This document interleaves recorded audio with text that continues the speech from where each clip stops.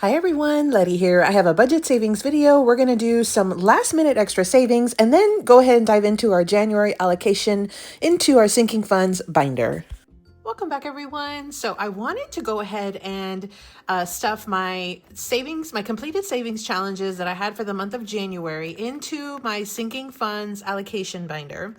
But before I do, if you watch my videos, thank you so much. But you probably saw that I got a very late start in January with regards to my savings challenges. And so I did not get a chance to work, the different binders multiple times to be able to get a lot added into my little completed challenges bag. So I do have some completed challenges, but it's not quite as much as I usually have or could have had. And so what I wanted to do was I looked back at my budget. I looked into my buffer. So one of the things that I do is I don't do a penny based budget where I basically balance, and budget every single dollar and down to the penny. I don't do that. To me, that's just a bit more stressful than I want to try to tackle.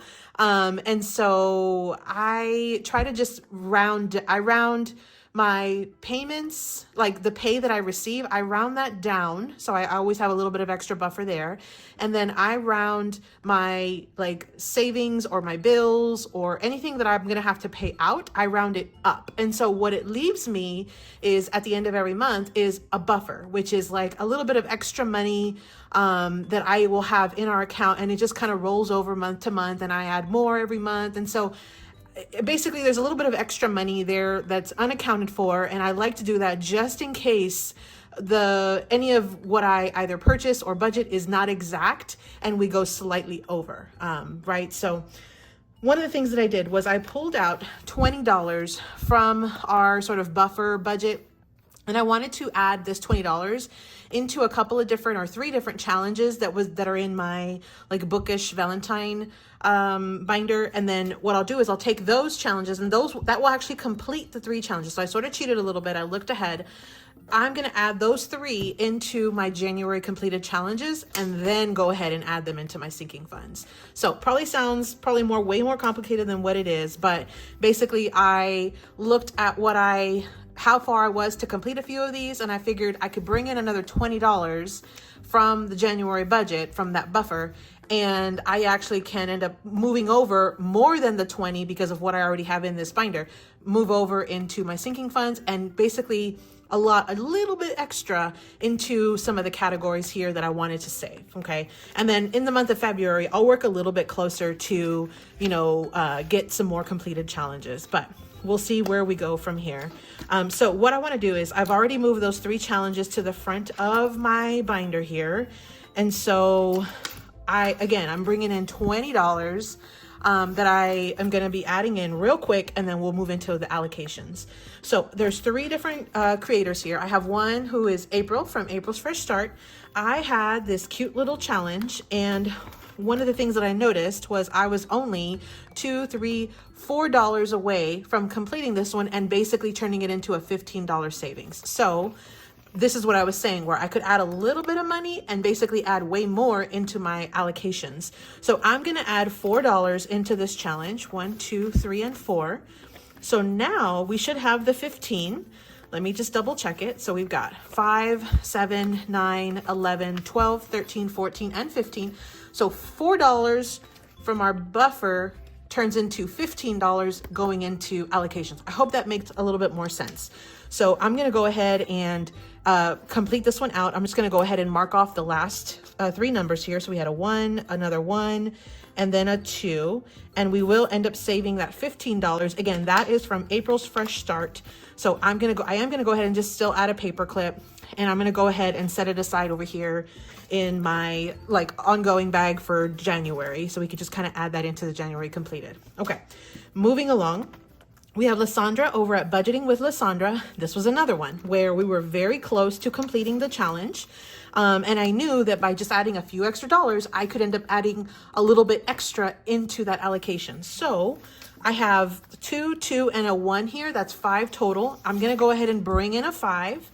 And so now we should have, I think it was $18. Let's see what we have. 10, 15, 17, $18. So again, I added 5 and I'm saving 18 for my allocations. You see where I'm going with this? So I'm gonna go ahead and color in these last few numbers here. Okay, so we saved $18 total from this challenge. Again, this was from Budgeting with Lysandra. She used to be GNL Budgeting Besties, but she like rebranded and now it's Budgeting with Lysandra. Definitely check her out. And so now I have my $18. We're gonna go ahead and add a paper clip. So just by adding that extra 5, it basically tipped me over to complete this challenge, and we're able to allocate $18 now. So this one is also gonna go into the bag of completed. And then the final one that I had was from Kay over at HeyKayBudgets. So when I was kind of looking at the budget, I figured, you know what, if I bring in an extra $11, so which would make the full 20, I can actually complete this one too. And I'm not adding a ton, like it's only an extra $5, but every little bit helps, especially when I had a very, very slow month in January. So I'm gonna go ahead and color these really quickly.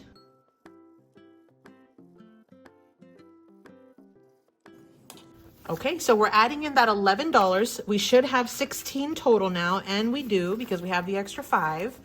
So we've got $10, $15, $16, and we complete this challenge from Kay as well. So see, just by adding the $20, I was able to save $15 plus $18 plus $15. So 16, 18, and 15 total from that extra 20. That was kind of the motivation of why I wanted to add in that extra $20.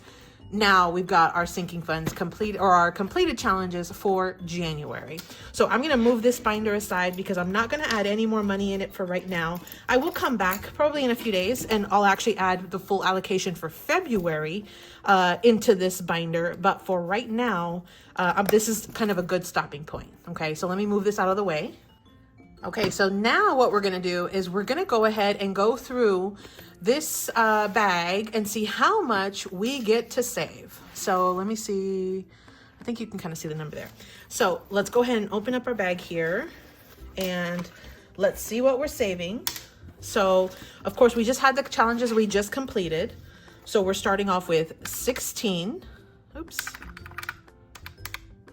Okay. So let me move that aside. And this was, again, the challenge from Kay over at HeyKayBudgets. Then we had the $18 from Lysandra, which is the Budgeting with Lysandra. Okay, super cute Valentine's challenge. There's our $18. Then we had the $15 from April's Fresh Start. And this was a freebie, I think, on her Ko-fi. So there's that money. Then we had one, these are the ones I had already previously completed. So this one's one from Maisha and Budgets. This was a freebie over on Ko-fi and it was $16. Okay. Then we have, this one's one of my freebies and I have it over on my Ko-fi shop. I went ahead and just did $1 each, which is 12. So there's our $12. And then we had one from Trisha over at Wild Everest. This was $31. It was a roll and save. We were able to get to 31 when we rolled all the numbers. Then we have one from Susan over at WindmillRidgeBudgets, and that is $15. Okay. And then the last one I have, but certainly not least, is from Glory over at GlorysBudgets, and we saved $16.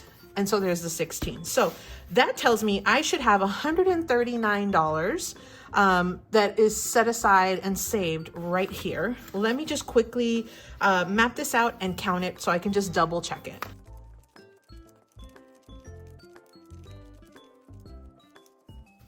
Okay, so we have our money here. Let's go ahead and count it, see if we have the 139. We've got 10, 20, 30, 40, 50, 60, 70, 80, 90, 100. So that is $100. Okay. Then let's see if this is 39. We've got 5, 10, 15, 17, 19, 21, 23, 25, 27, 28, 29, 30, 31, 32, 33, 34, 35, 36, 37, 38, 39. Yeah, we sure do. We've got $139 here from our savings challenges. Let me go ahead and get some prop money and we will swap this out.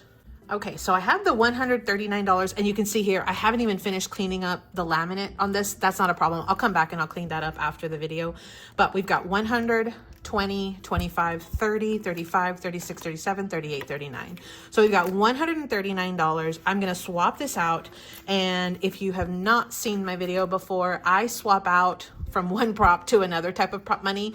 I budget electronically, which is why I'm using prop money. So I keep all the money in the bank, but I like to use these that look like bills, this kind of prop money, for my actual binders where I'm doing the savings challenges. To me, it's just more visual to see the money this way than to see the money this way. And so, but for my allocations, for my sinking funds, I only really touch this once a month. And even then it's just to either add or remove money. So I'm going to go ahead and use these little prop bills. And these prop bills come from me being frugal, and after I make the savings challenges that either I use for myself or I give away as freebies or I sell, there's little spaces at the bottom or on the side of my paper, and so I usually will try to print extra little things and also use that extra laminate for, you know, useful, not just throwing it away. So that's where we're at. So I'm going to move this money aside real quick, along with the completed challenges, the extra paper clips, and our marker and our bag. I don't need any of this anymore for the rest of this video. We're gonna just dip strictly into the allocation. So let me move these outside of the way as well. Okay, so we have $139 here. Now, the one thing that I know I'm gonna do, and this is gonna be a super quick video because I ended up taking out $570, so we're down to $765 in just extra buffer money that I've set aside as far as my sinking funds. What I want to do is, unfortunately, I'm going to have to add all of this money that we have saved, which is the $139, into CAR. So if you're not familiar with sinking funds, basically you set some specific categories, and so I have birthdays, CAR, Christmas, holidays, home, kids, medical, pets, and vacation. You set some specific categories that you then want to try to set your money aside as like little placeholders. And so that way, when those events come up or when you need it for any of those categories, you have it available. And so one of the examples I have is like, if you have a birthday, you know, you're going to have certain birthdays coming up throughout the year. You can start to save throughout and even ahead of time. So when that birthday comes up, you already have a specific amount of money set aside to use for those birthdays. And you don't have to try to scramble to figure out where that money is going to come from. Now, I can tell you that because of the cold weather that we had, even though it was brief here in Texas, it did impact our car battery. And so we did have to replace it in the month of February. And so I, unfortunately, am just going to add the entire $139 into our car category. Because we will definitely end up using that. I'll have to end up paying back for that specific bill or that specific service. So I usually will use my credit cards to earn money and rewards, and then I pay the bill off at the end of the month in total, so I don't have any revolving credit card debt. So I'm going to go ahead and just put it here, and I'm going to put 2-1 because technically this is the beginning of the month from a financial standpoint, from the allocation standpoint. So I'll put 2-1, and I'm going to go ahead and put 139. So now we have $189 in this bucket so far for car purposes. And that's basically it. I do have these as a freebie on my Ko-fi shop if you want to get some little sinking fund like trackers. Let's go ahead and go to the very front again. And I'm going to go ahead and add, again, 2-1, and I'm going to go 139. That will equal 904 that we have set aside in the event we have an emergency. You know, as far as for these types of categories, I do try to keep, again, some extra buffer and some extra money in savings that's separate, sort of like emergency fund. This is just sort of on top of that. And again, I pay off the credit card bills at the end of the month in full. I pay extra towards debt. There's a lot of little things that I do with our budget that kind of take precedent, and they kind of come out at the very beginning of the month or ahead of even coming into these types of savings. So this is just sort of like our little added cherry on top.